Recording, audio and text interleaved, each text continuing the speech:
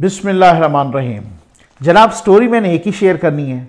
Story फिर बड़ी अहम है, बड़ी क्यूरियासिटी जनाब। ये जो दो चार लफ्ज है ना, लॉन्ग मार्च, इस्तीफे, नया इलेक्शन या इन हाउस चेंज, इस पे मैंने फिर अच्छा उसके बाद ना, मैं ये नहीं है कि पिछली बातों को मैं रिपीट करूंगा, नहीं नहीं नहीं नहीं, एक आज बहुत ही अहम तरीन नई बात आपके साथ डिस्कस करनी है। जब इन हाउस चेंज की बातें हो रही थी, अब मैंने सोचा, मैंने कहा यार ये जो फ्लोर क्रॉसिंग के नए लॉज हैं, जो जाहिर है कॉन्स्टिट्यूशनल अमेंडमेंट हुई हैं, ये कैसे मुमकिन है? ये मुमकिन कैसे है? ये पॉसिबल कैसे है कि लोग पीटीआई के लोग इनको वोट दे दें और फिर उसके बाद ना अहलियत से भी बच जाएं, या उनके कहने पे वोट ना दें और फिर उसके बाद जो है ना अहलियत से बच जाएं? How is it possible? ये कैसे मुमकिन है? फिर मैंने सोचा, मैंने गौर किया, फिर उसके बाद मैंने कुछ लोगों से डिस्कस किया, मैंने बहुत ही इंटरनल सोर्सेस से डिस्कस किया। फिर उसके बाद मैंने, चूंकि पीपल्स पार्टी का वो था ना कि जनाब इन हाउस चेंज, तो फिर मैंने उन लोगों से डिस्कस किया। फिर मुझे समझ आई भी असल में गेम प्लान है क्या, पीपल्स पार्टी का, नून लीग का गेम प्लान क्या है। ये आप सुन के खुद हैरान रह जाएंगे, मैं खुद हैरान रह। मैंने कहा अच्छा तो ये बात है, ठीक है ना। अच्छा, असल में तो ना लॉन्ग मार्च, इस्तीफे, नए इलेक्शन, नून लीग और मौलाना साहब तो नए इलेक्शन के हक में, वो आज तक भी कहते हैं कि नहीं जनाब लॉन्ग मार्च करेंगे, एक डिसाइसिव किस्म का करेंगे, इस्तीफे भी देने पड़े। तो कल का आपने ट्वीट नहीं देखा मरियम नवाज साहबा का? उन्होंने कहा कि जनाब इस्तीफों की जब बात की तो उन्होंने कहा खान साहब इस्तीफे अपने टाइम पे आएंगे या इस्तीफा आपको लग पता जाए, इस तरह की वर्डिंग थी कि लग पता जाएगा आपको, जरा थोड़ा सा हौसला रखें। तो ये कॉन्फिडेंस बता रहा है ना कि कुछ तो है ना गड़बड़ ना, ठीक है ना। अच्छा, लॉन्ग मार्च, इस्तीफे, नए इलेक्शन या इन हाउस चेंज, इस इन हाउस चेंज के मैकेनिज्म पे आज मैंने बोलना है कि असल में इनका गेम प्लान है क्या, असल में क्या सूरत हाल है, सिचुएशन क्या है, ठीक है ना। अच्छा, आपको पता है ना कि इन हाउस चेंज पे पहले बिलावल साहब ने मीडिया में आके कहा कि जनाब हम मना लेंगे पीडीएम को और इस तरह से हमें चलना चाहिए। तो उन्होंने कहा कि फिर उसके बाद राजा परवेज अशरफ साहब ने भी कहा कि मरियम नवाज साहबा को भी हम मना लेंगे कि इन हाउस चेंज पर। इसका मतलब ये है कि कुछ, मैंने सोचा कि भाई अगर ऐसी बात है जहां पे बात अब सिर्फ पीडीएम को, मरियम नवाज साहबा को मनाने की, इसका मतलब यह है कि कुछ लोगों को मना लिया इन्होंने। कोई समझ तो गए होंगे आप, ठीक हो गया ना।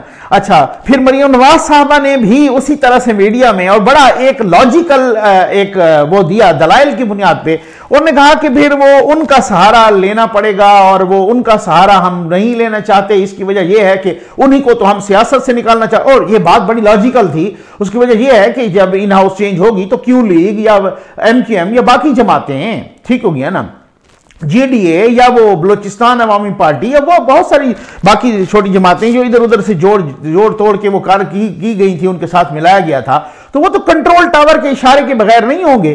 तो फिर मैं इसको समझना चाह रहा था भाई ये है क्या, मामला क्या है, इनका गेम प्लान क्या है, असल में सूरत हाल क्या है, इनका ट्रिक क्या है कि ये कैसे लाएंगे, ये होगा कैसे।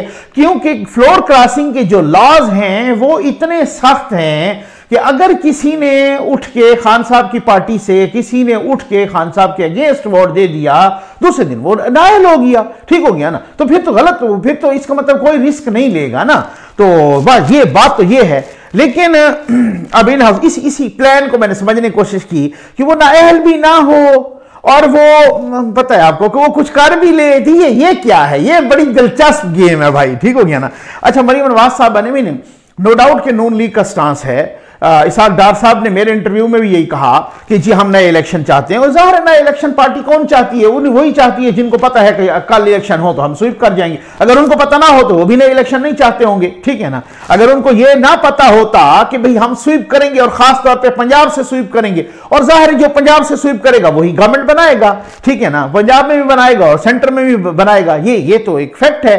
तो अच्छा, उसके बाद जो है ना उन्होंने साथ ही ये भी कहा कि चलें, जब बिलावल साहब ने कहा और बाकी लोगों ने कहा और उनसे फिर क्वेश्चन किया गया, तो उन्होंने कोई रिजिडिटी नहीं दिखाई, ना प्रेस टॉक में ना मीडिया टॉक में, ना जो है ना आप प्रेस कॉन्फ्रेंस में, ना ही कोई ट्वीट्स में, ना किसी को इंटरव्यूज में। उन्होंने कहा कि नहीं कोई जो है ना फिर ये देखेंगे कि बिलावल साहब जब डिस्कस करेंगे तो फिर उस वक्त पता चलेगा। अच्छा, इसी तरह से मौलाना साहब ने भी, तो इनकी बातों से मुझे ये पता चला कि पहले वो कंफर्म करना चाहते हैं कि क्या इनके पास नंबर हैं भी सही कि नहीं। पहले वो समझना चाहते हैं कि जरदारी साहब और बिलावल साहब का प्लान क्या है, जरा ये देखें। वो प्लान जो है ना मैं आज आपको बता रहा हूं, हो सकता है यही प्लान जो है ना डिस्कस हो कल की 4 फरवरी की पीडीएम की ये मीटिंग जो हो रही है, ये इस हवाले से। इससे पहले वीडियो मैंने एक की थी 2-4 रोज पहले, उसमें 3 इन हाउस चेंजेस, कप्तान के खिलाफ और वसीम अकरम प्लस के खिलाफ और स्पीकर नेशनल असेंबली के खिलाफ, इस तरीके से। अच्छा, अब मैंने कुछ पूछा, फैसल करीम कोंडी से भी मेरी बात हुई है और कोंडी साहब से भी, और दूसरे कोंडी साहब मेरे बहुत अच्छे दोस्त भी हैं, बल्कि मेरे क्लास फेलो भी हैं। तो इस हवाले से जो है ना उनसे भी मेरी बात हुई। पीपल्स पार्टी के एक और भी सोर्स से, बड़ी अहम सोर्स है, उनसे भी मेरी बात हुई। तो मैंने कहा कि ये बात ये है कि मैं चलें, ये तो समझ में आने वाली बात है ना कि सेनेट इलेक्शन में आपके साथ मिले हुए उनके बंदे हों, तो वो तो खुफिया चलें वोटिंग होती रहती है ना, वो तो आपको पता है खुफिया वोटिंग होती है, बहुत कुछ, फिर लोग बिकते भी हैं, हाउस ट्रेडिंग भी होती है, इधर के उधर उड़ जाते हैं, उधर के उधर उड़ जाते हैं। तो ये तो बात तो समझ में आने वाली है। स्पीकर के अगेंस्ट जो अगर इन हाउस चेंज आती है, वो भी समझ में आने वाली है कि वो स्पीकर के अगेंस्ट जो अगर अदम एतमाद आती है तो उधर भी खुफिया वोटिंग होती है। लेकिन जब वोटिंग यानी कि अदम एतमाद प्राइम मिनिस्टर के अगेंस्ट हो या वजीर आला के अगेंस्ट हो, तो वो तो खुफिया नहीं होती ना, वो तो शो ऑफ हैंड होता है, या लोग गैलरीज में जाते हैं। तो आप ये कैसे करेंगे? यही तो वो प्लान है जो मेरे सारे व्यूअर भी जानना, क्योंकि मैंने कहा कि देखें कि जो फ्लोर क्रॉसिंग के जो लॉज हैं वो तो इतने सख्त हैं कि अगर किसी ने किसी के अगेंस्ट वोट दे दिया और वो एक मखसूस पार्टी का हुआ तो उसको पार्टी हेड तो दूसरे दिन ही फारिग करवा दे। तो ये कैसे? तो वही तो गेम प्लान मैंने तो अब फैसल करीम कोंडी साहब ने ये प्रेस कॉन्फ्रेंस भी 2 रोज पहले की और उसमें उन्होंने कहा कि जनाब को राउंड अबाउट 15 लोग मेरा ख्याल है इस तरह की बात की थी कि MNAs हैं जो कि राब्ते में हैं। तो कल जब मेरी उनसे बात हो रही थी उन्होंने कहा जी 25 हैं। मैंने कहा अच्छा? उन्होंने कहा हाँ जी 25। तो मैंने कहा आप इनको ये बताएं किस तरह से इस्तेमाल करेंगे? उन्होंने कहा जी ये तो आप देखें जिस तरह से पार्टी जाएगी। मैंने उनसे क्वेश्चन किया कि मैंने कहा कि ये बताएं कोंडी साहब कि उनमें कुछ मिनिस्टर्स भी हैं। तो खैर मैंने 2 दफा जब ये कहा तो उन्होंने थोड़ा सा रिलेक्टेंस शो की और उन्होंने खैर शायद नाम नहीं बताना चाह रहे थे, लेकिन मैंने कहा चलो मैं नाम नहीं पूछता, मुझे ये बताएं कि उन MNAs में मिनिस्टर्स भी तो हैं कि नहीं हैं, अब ये बताएं। तो उन्होंने कहा कि अच्छा हैं, लेकिन बात ये है कि हमें तो MNAs की जरूरत है ना, हमें तो कोई मिनिस्टर के 2 वोट तो नहीं होते ना। इस तरीके से उन्होंने नेगेट नहीं किया, उन्होंने मेरी बात को, मेरे सवाल को मुस्तरद नहीं किया कि उनमें बिल्कुल मिनिस्टर्स हैं भी नहीं। अच्छा, फिर दूसरी तरफ आप देखें तो वज़ीर आज़म साहब, मैं बताता हूं जनाब कि वो इनका गेम प्लान है क्या असल में गेम प्लान क्या है, क्योंकि वो गेम प्लान बड़ा दिलचस्प है।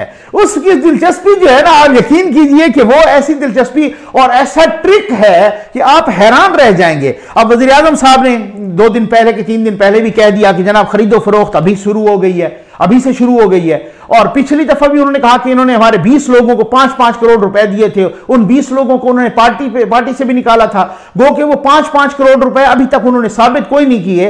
बल्कि आपको याद होगा उनमें से कुछ लोग तो ऐसे थे कि जिन्होंने डेफेमेशन का नोटिस दिया था, बाकायदा हत्या की इज्जत का नोटिस दिया था प्राइम मिनिस्टर साहब को कि आपने हमारी हत्या की इज्जत की, कि आपने हम पे इल्जाम लगा दिया, एलिगेशन लगाया कि आप लोगों ने जो है ना 5-5 करोड़ रुपए लिए और रिश्वत ली, तो आप साबित करें। उस डेफेमेशन नोटिस का भी वही हाल हो रहा है, उस हत्या की इज्जत का केस का भी वही हाल हो रहा है, जो शहबाज शरीफ साहब वाले केस का, हत्या की इज्जत का नहीं, जो इमरान खान साहब उधर भी नहीं जाते उधर भी नहीं जाते, उनके वकील उनको भी आगे पीछे कर रहे हैं, जिस तरह से हर एक चीज के लिए स्टे लेना और ये सारा कुछ करना। और इस तरीके से मैं वो वीडियो BRT पे भी बनाने लगूं, अगली वीडियो आने लगी है, उसके भी जरा देखेंगे, पूरा ऑपरेशन करेंगे उस सुप्रीम कोर्ट के फैसले का भी। अच्छा, अब उसके बाद जनाब ये 50-50 करोड़ रुपए को डेवलपमेंट फंड्स की मद में दिए गए, तो फिर वो भी सियासी रिश्वत कहा गया। अपोजिशन ने कहा कि ये खान साहब डर गए हैं कि इनके मेंबरान बिक जाएंगे, इनको बिकने का खदशा है, इनको अपने मेंबरान पे वो। लेकिन देखें जो 50-50 करोड़ रुपए डेवलपमेंट फंड्स होते हैं ना, उनमें कितने एक लोग, अच्छा उसकी एक बाकायदा ऑडिट भी होती है, फिर वो रिलीज होते होते भी टाइम लगता है, फिर वो बड़ा उसमें लंबा चौड़ा एक प्रोसेस होता है, क्या पता वो रिलीज हो कब ना हो, बस ये होता है ना। तो उसके बारे में तो ये बहुत सारी बातें होती है ना कि वो कब रिलीज होते हैं कब रिलीज नहीं होते। लेकिन मैं यही समझ रहा था कि ये गेम प्लान क्या है। चलें, सेनेट में तो वो क्या करेंगे, अच्छा सिर्फ MNA तो उनसे राब्ते में नहीं होंगे, क्योंकि सेनेट में उनसे राब्ते करने के लिए तो फिर उनको पंजाब असेंबली में भी चाहिए, कौमी असेंबली में भी चाहिए, खैबर पख्तूनख्वा से भी चाहिए, बहुत सारी जगहों से चाहिए ना। असल में जो खरीदो फरोख्त और हार्स ट्रेडिंग होती है वो कौमी असेंबली और छोटी असेंबलियों में जरा आसान होती है, समझ गए होंगे ना। इसके लिए एक मेंबर के लिए, सेनेट के एक मेंबर के लिए थोड़े मेंबरान चाहिए होते हैं ना। और जब पंजाब में तो आप देख लें कि वहां तो अगर खरीदो फरोख्त हो भी सही तो राउंड अबाउट कोई 48-49 बंदे खरीदने पड़ते हैं एक सीट के लिए। तो बहरहाल एक इसमें थोड़ा सा मुहतात अंदाज में जो हार्स ट्रेडिंग होती रहती है, जो आज तक मुबैना, चलो मैं मुबैना हार्स ट्रेडिंग कह लेता हूं, ठीक है। अच्छा, मैंने कहा कि उसके चले सेनेट में तो ये हो गया, अच्छा आपको इस्तेमाल भी कर लेंगे, स्पीकर में भी खुफिया होगी राय शुमारी। तो फिर उसके बाद आ जाए जनाब, मैं वो आ गया हूं उस गेम प्लान पर कि जो गेम प्लान अंडर डिस्कशन है, और जो गेम प्लान सेनेट के लिए चलो खुफिया होता है ना, लेकिन मैंने कहा कि स्पीकर के लिए भी खुफिया होता है। तो अगर खान साहब के अगेंस्ट नो कॉन्फिडेंस मूव आ गया, और अगर वसीम अकरम प्लस साहब के अगेंस्ट आ गया बिल फर्ज, और तब तक असेंबली भी ना टूटी, जो तहलील की गई, तो तब आप क्या करेंगे, जमा हो गई, अभी तक तो आपके पास अक्सरियत तो है कोई नहीं। उन्होंने कहा जी बात सुने, बात यह है कि कुछ लोग हमारे से राब्ते में हैं, बहुत सारे, ये वो सोर्स नहीं है, वो दूसरा सोर्स है, काम के सोर्स हैं, ठीक हो गया ना। अच्छा जी, तो उन्होंने कहा कि बहुत सारे राब्ते में हैं, कितने, कोई 15 लोग, कोई 20 लोग, 25 लोग, 30 लोग, इस तरीके से, और वो MNAs हैं। अच्छा, वो MNAs हैं तो क्या होगा, क्या जस्ट आफ्टर सेनेट इलेक्शन आप देखेंगे कि सेनेट इलेक्शन जैसे होगा, क्योंकि मौलाना साहब भी कन्विंस हो गए हैं कि जी हाँ सेनेट इलेक्शन में हमें हिस्सा लेना चाहिए ताकि सेनेट में इनको अक्सरियत न लेने दें। ये सेनेट की हद तक तो ये प्लान था, और नून लीग को भी इसी तरह से कन्विंस कर लिया गया, पीपल्स पार्टी ने कन्विंस किया, और खास तौर पे पीपल्स पार्टी में से जरदारी साहब ने कन्विंस किया। अब मैं वो गेम प्लान समझना चाह रहा था कि अगर खान साहब के अगेंस्ट उठ के किसी ने वोट किया तो वो तो नाअहल हो जाएगा अपना PTI का। क्यू लीग का किया तो क्यू लीग जब तक पूरी जमात कहीं दूसरी तरफ नहीं जाती, या MKM पूरी जमात नहीं जाती, तो उनका मेंबर किसी ने उनके अगेंस्ट वोट किया तो वो भी नाअहल हो जाएगा। तो ये क्या है, उन्होंने कहा जी देखें कुछ मेंबर होंगे, कुछ ऐसे भी तो होता है ना जो गायब हो जाते हैं, और वो गायब हुए, कुछ कोई उम्रे पे टुर गया, ठीक है जी, कुछ कोई जियारात करने के लिए, कोई इलाज करवाने के लिए, तो कोई बीमार हो गया, इधर हॉस्पिटलाइज्ड हो गया, कोई ये हो। मैंने कहा अच्छा तो ये गेम प्लान है। और अगर ऐसा हुआ और प्राइम मिनिस्टर साहब को उस वक्त कहा गया कि अब जनाब आप एतमाद का वोट लें, अदम एतमाद आ गई तहरीक, एतमाद का वोट लें, प्राइम मिनिस्टर साहब का पता है ना, उन्होंने लिए थे 176 वोट जब वो इलेक्ट हुए थे, और इलेक्ट होने के लिए कम से कम कितने चाहिए होते हैं, 342 के ईवान में 172, समझ आ गई है ना, 51% ना, 172। और उन्होंने कब जब लिए थे, जब वो इलेक्ट हुए थे। ये सारी जमातें जो अब उनके साथ हैं और उस वक्त भी साथ थी, बल्कि उस वक्त तो अख्तर मेंगल साहब भी साथ थे, जी हाँ, ठीक हो गया ना। अच्छा, उन्होंने लिए थे 176 प्राइम मिनिस्टर साहब ने। अब अगर 10, 12, 15, 20 लोग हो जाते हैं गायब, लेने अब भी उनको 172 पड़ेंगे, जी हाँ। और अगर हो गए गायब और 172 वो न ले, इजलास भी बुला लिया गया और 172 वो न ले सके, और कुछ बाहर हुए उम्रे पे, और कुछ जियारात पे, और कुछ हुए जनाब यहाँ इलाज के लिए, और कुछ हुए हॉस्पिटलाइज, कुछ हुए अंडरग्राउंड, और पता नहीं क्या क्या, कुछ किधर। ये बड़ा दिलचस्प एक गेम प्लान था।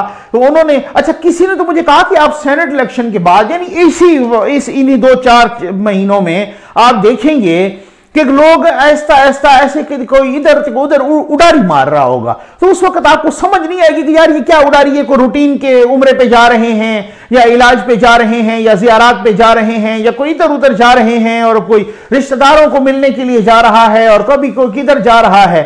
तो इसी तरीके से अगर 10, 15, 20, 25 लोग हुए गायब, और वो गायब हुए सिर्फ और सिर्फ पीटीआई के या इत्तेहादी जमातों के, और जब इलेक्शन अपना आई नो कॉन्फिडेंस मूव और नो कॉन्फिडेंस यानी तहरीक अदम एतमाद आई, और फिर उसके बाद प्राइम मिनिस्टर साहब से कहा गया कि जी वोट लें, तो वोट लेने के चक्कर उनसे कहें कि आप एतमाद का वोट लें, और उनको वोट के लिए चाहिए होंगे 172, और 172 पूरे नहीं हो पाएंगे। अब उसके बाद लगेगा एक पक्का जो है ना जबरदस्त किस्म का एक प्लान, और एक शुरू हो जाएगा नया ड्रामा। वो एतमाद का वोट लेने में हो जाएंगे नाकाम। आगे क्या होगा जनाब, ये अब नेक्स्ट वीडियो में ना, आप सारा एक ही वीडियो में ना पूछा करें। उम्मीद है आपको वीडियो पसंद आई होगी। आपका बहुत बहुत शुक्रिया।